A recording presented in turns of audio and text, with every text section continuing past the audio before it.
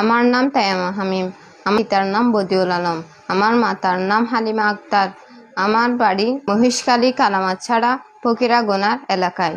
আমার বাড়ির পাশে মোহাম্মদ আসগর আলীর ছেলে আবু সুফিয়ানের সাথে আমার দীর্ঘদিন সম্পর্ক।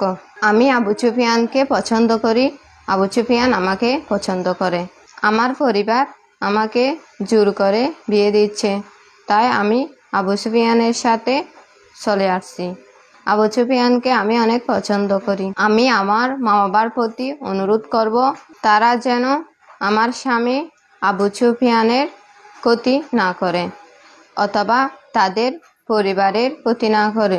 আমার স্বামী আবু সুফিয়ানকে কোনো ক্ষতি করলে অথবা আমার স্বামী আবু সুফিয়ানের বাড়ির কোনো ক্ষতি করলে আমি আমার মা বাবা সহ আমার পরিবারের বিরুদ্ধে আইনের ব্যবস্থা নেব।